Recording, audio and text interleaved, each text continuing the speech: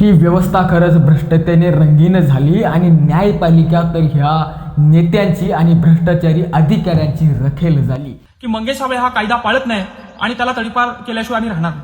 तुम्ही कुठं कायदा पाळताय? तुम्ही कुठला कायदा पाळलाय? IAS IPS लेवलचे वरिष्ठ लेवलचे तुम्ही अधिकारी आणि खोटे साक्षीदार घेऊन तुम्ही गुन्हे दाखल करतायत.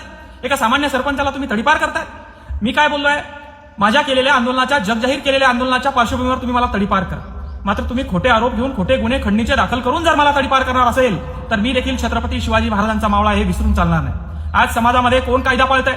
तुम्ही वरिष्ठ अधिकारी असताना कायदा पाळत नाही. राजकीय लोकांची कठपुतली तुम्ही बनलात. अरे राजकीय लोकांचा सोडा, राजकीय लोकांच्या अधिकाऱ्यांचं तुम्ही ऐकतायत. OSD सारख्या अधिकाऱ्यांचं तुम्ही ऐकतायत.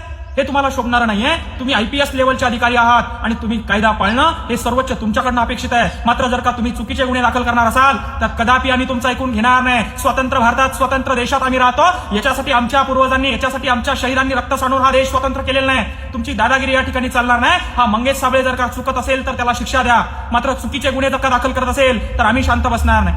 काय चुकलं होतं माझं? कलेक्टर साहेबांना खाली या म्हणून बोललो मी. माझ्या वेदना तुम्हाला दिसल्या नाही, मात्र ओरडलेला तुम्हाला माझं दिसलं. त्या सीओ मॅडमला मी गाडी अडवली. त्या सीओ मॅडमनी काय माझ्यावर तक्रार दाखल केली नाही?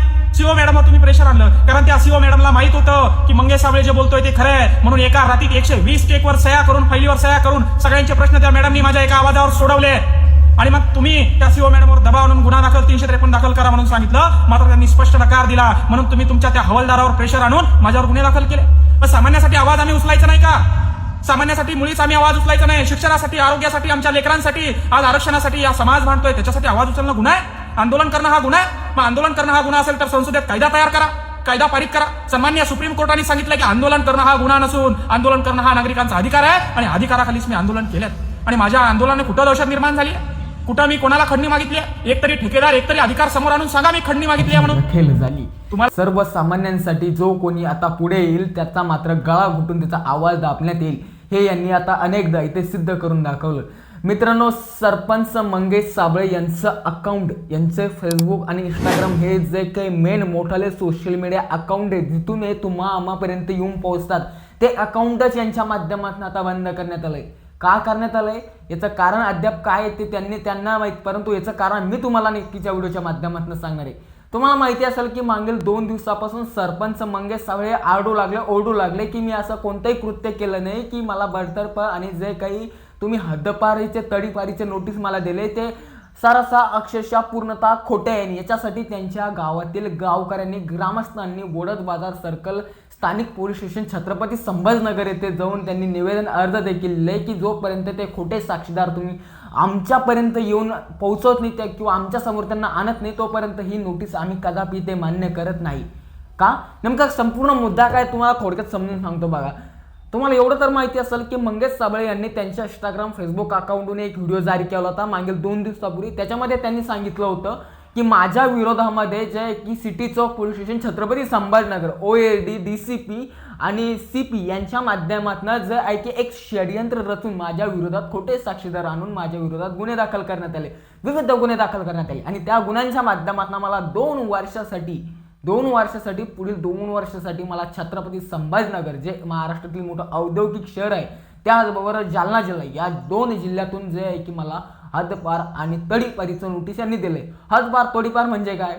म्हणजे त्या जिल्ह्यामध्ये त्याला राहता कामा नाही. अर्थात जर एक्झाम्पल एखादा सपोज तुम्हाला मी उदाहरण सांगतो, जर कधी तुम्ही एक गुंडागिरी असेल, तुम्ही कोणाचं खून केला असेल, मर्डर केला असेल तर मग तुम्हाला त्या जिल्ह्यामध्ये राहण्याचा अधिकार नाही. जसं की एखाद्या पोलीस स्टेशनच्या माध्यमातून, कोर्टाच्या माध्यमातून सुनावणी करण्यात येते की तिथे तुम्ही दिसला तर तुमचा एन्काउंटर करण्यात येते. त्याच पद्धतीचं हे नोटीस आहे मित्र. आणि हे नोटीस कशाच्या आधारावरती मंगेश साबळेंना यांनी दिलं?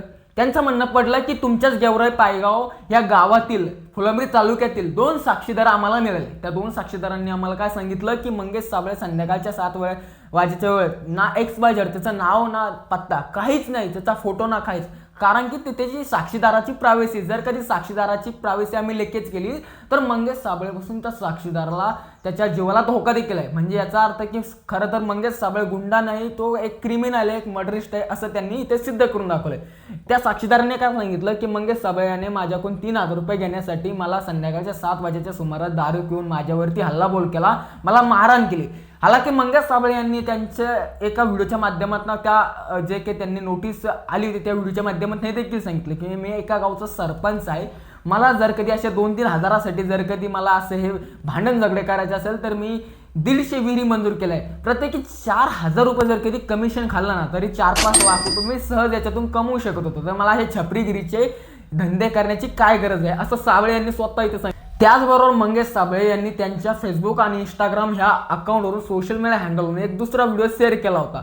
तो म्हणजे दिनांक 18 ऑगस्ट 2026च्या संध्याकाळच्या 7 ते 8 वाजेच्या सुमारास तो व्हिडिओ त्यांनी तिथे पब्लिक केला होता. त्याच्या माध्यमातून त्यांनी छत्रपती संभाजीनगर येथील जे काही अधिकारी आहेत ते म्हणजे IAS, OSD आणि CPDCB हे जे काही अधिकारी यांना जाब विचारला होता, तो मी कशा प्रकारे कोणत्या आधारावर मला हे नोटीस दिलं, ते साक्षीदार माझ्यासमोर उभे करा असले काही त्यांनी प्रश्न त्याच्यात केले होते किंवा थोडक्यात ते त्यांच्या मनाभावातून जे काय ते बोलले होते. त्याच्यानंतर मित्रांनो सकाळी उठल्याच्या नंतर त्यांचं इंस्टाग्राम आणि फेसबुक अकाउंट हे banded, suspended account due to suspended in India, म्हणजे भारतातून ते बॅन करण्यात आलं. म्हणजे याचा अर्थ काय, जो कोणी आता आवाज यांच्या विरोधात उठेल मग ते मागील काळामध्ये रविराज साबळे यांचं देखील 1.2 मिलियन 12 लाखाचं फॉलोअर असलेलं अकाउंट त्यांनी डिलीट केलं होतं. त्याच्या आधी विठ्ठल कांगणे सरांचं 1.7 मिलियनचं 17 लाखाचं अकाउंट यांनी सस्पेंडेड केलं होतं. आता तिसरा नंबर तो म्हणजे मंगेश साबळे यांचा. इतर बरेच सारे विविध अकाउंट यांनी सस्पेंडेड केले, परंतु जे महाराष्ट्रात वाजलेले जे काही नेते आहे किंवा जे काही मोठाले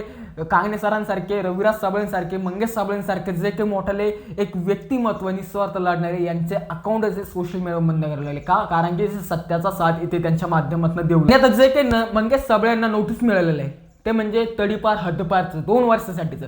तर याच्या माध्यमातून मंगेश साबळे यांना छत्रपती संभाजीनगर आणि जालना जिल्ह्यात राहण्याचा कोणताही अधिकार नाही. निवडणूक लढवणं ना लढवणं ते तर विषय सोडून देता, त्यांना मतदान देखील करण्याचा अधिकार नाही. एकंदरीत सांगायचं झालं तर साबळ्यांचं नागरिकत्वच या 2 जिल्ह्यातून यांनी रद्द केलेलं आहे. मग यांनी हे 2च जिल्ह्यातून काय केलंय, याचं षडयंत्र आहे मित्रांनो. हे षडयंत्र म्हणजे काही साधं सुरू षडयंत्र नसून ते वरच्या म्हणजे गृह खात्यापासून म्हणजे वरच्या मंत्रिमंडळापासून तर खालच्या ह्या भ्रष्टाचारी अधिकाऱ्यांपर्यंत षडयंत्र आहे. कारण की तुम्हाला माहिती आहे की मंगेश साबळे हा माणूस कायमस्वरूपी त्यांच्या आक्रमक शैलीमुळे, त्यांच्या सोशल मीडियावरील धुमाकूळामुळे कायमस्वरूपी चर्चेत असतो. तो म्हणजे तळागाळात पोहोचलेलं म्हणजे नाव म्हणजे मंगेश साबळे सध्याच्या स्थितीला ट्रेंडिंगला आहे.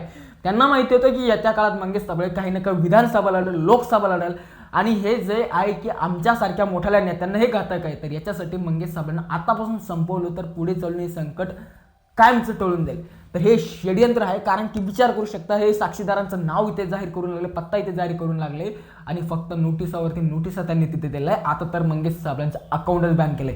तर मित्रांनो यांचा तर खरं तर आपण आपल्या चॅनलच्या माध्यमातून जाहीर निषेध इथे व्यक्त करू आणि तुम्हाला एक जाता एवढा संदेश मेसेज आपल्या माध्यमातून सांगू शकतो की सरपंच मंगेश साबळे यांच्यासाठी गेवराई तायगाव येथे होईल तेवढ्या संख्येने जर कधी तुमच्यापर्यंत हा व्हिडिओ आला असेल तर तिथे गोळा व्हा.